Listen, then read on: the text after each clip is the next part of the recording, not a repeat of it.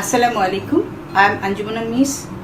Today I am going to discuss on plant tissue from chapter 2. First of all, we need to know what is tissue. A group of cells, same or different size, origin is same, and they perform same function is called a tissue. According to their function, tissues are divided into two. What are those? Meristematic tissues and permanent tissue. Now the question is, what is meristematic tissue? Meristematic tissue are the tissue or tissues which are present at the tip of the root or at the tip of the stem or in buds. Those always dividing to give the rise and development and growth of the plants. Those tissues are called meristematic tissues. They can divide continuously.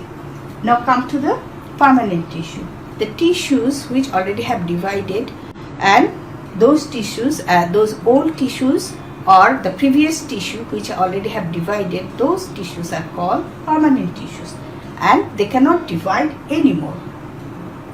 So permanent tissue is actually increasing the width and length of the plant and giving the woody structure of the plant. And now come to the another point.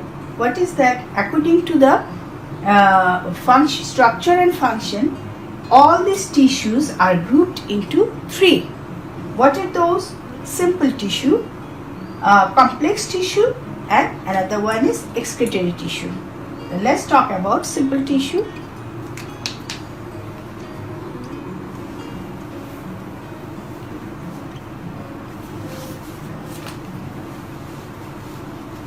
Let's start simple tissue. We already have learned what is a tissue, but it's little different in the definition of simple tissue. Here see, cells are same in size and shape. Origin is same and perform same function.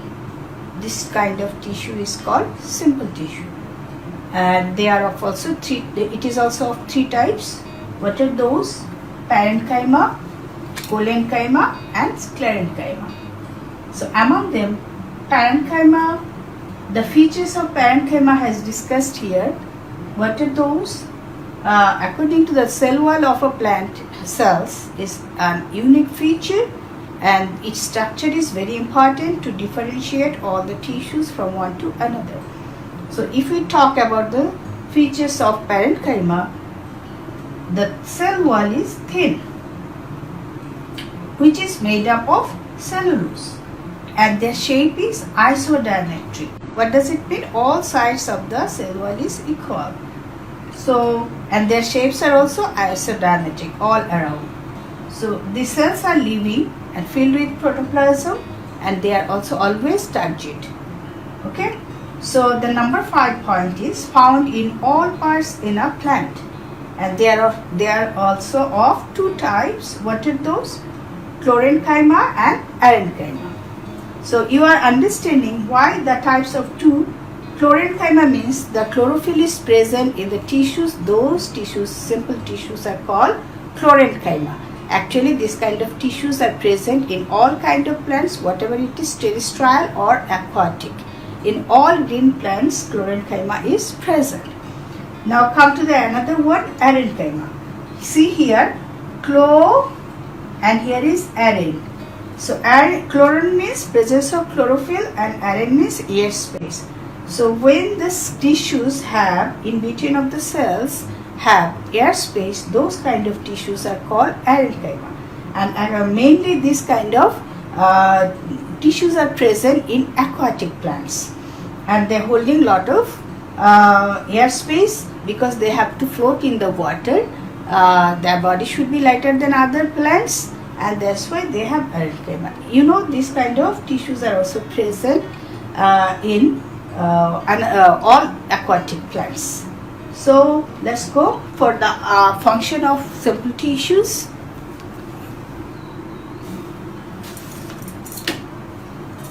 Function of simple tissues. Actually, we already have learned these tissues are of two types. One is chlorenchyma, due to the presence of chlorophyll.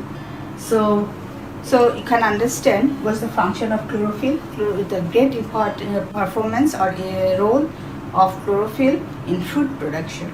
So see, the first point is one of the most important point: prepare food and store food.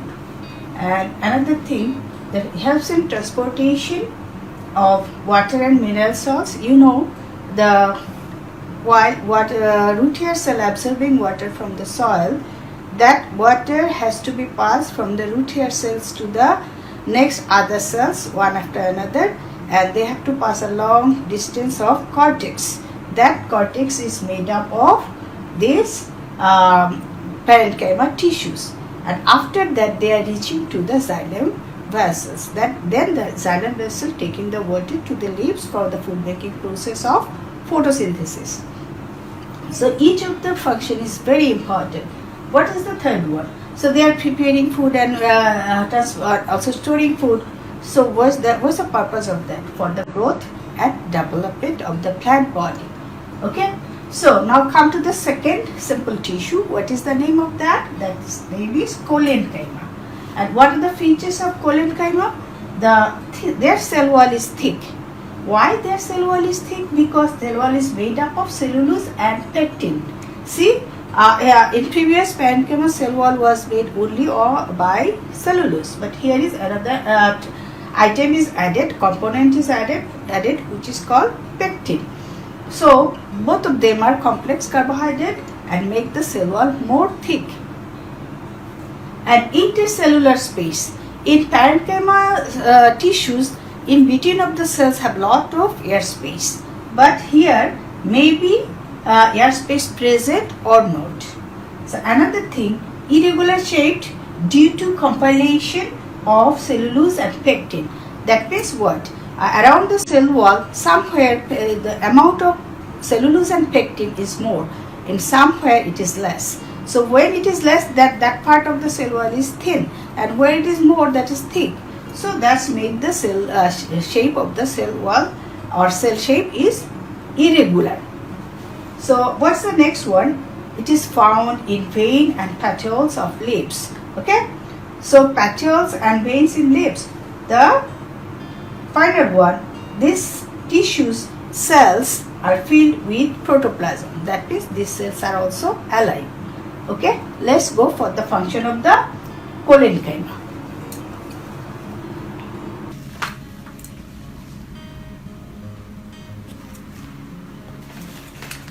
Let's study about the function of collenchyma. The collenchyma which contain chloroplast, those are naturally involved in food making process. Another function, due to their thickness of cell wall, they also gives the mechanical support and rigidity to the plants. Okay, that's all about collenchyma. Let's start about the third simple tissue, which is called sclerenchyma, and its features are thickest cell wall comparing to others. Why it is thickest? Because this cell wall is made up of three things: cellulose, hemicellulose and lignin. These are all three are complex carbohydrate, and lignin is the most complex. So all these three things are present in cell wall. That's why their cell wall is the thickest. And they have no intercellular space at all. And early cells are alive. When cells become mature, they lose their protoplasm, living materials, which is called protoplasm, and they become dead. There are also two types. What are those? Fibers and sclerites. Let's discuss about fibers and sclerites later on.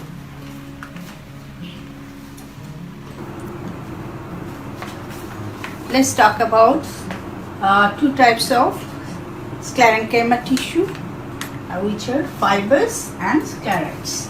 So what are fibers? They are elongated, slender, and with pitted cell wall cells. And why their cell walls is pitted? Pitted means pores are present around their cell wall. By this way, they can connect next to their cells and helps in conduction of water and minerals throughout the plant body. And based on their origin, they are also given different names. when they are present around the surface of the tree trunk or plants or the stem, then that is giving the fiber of that plant. So that's name is bast fiber. And one of the example of bast fiber is jute. And another one, when sometimes given the surface of some structure of this kind of fibers, then that is called surface fiber. When these fibers are present in xylem vessels, then it is called xylem fiber. And when gives the present this kind of fibers in woody structure, then it is called wood fiber. So if the cells are like this, long and slender, their walls are pitted. Pitted means have pores, and by this way they can keep connection to the next cell, and by this way they can conduct and mineral salts pass from one cell to another, and by this way they are taken to the leaves for food making process in xylem vessel. So these are called pitted bodies.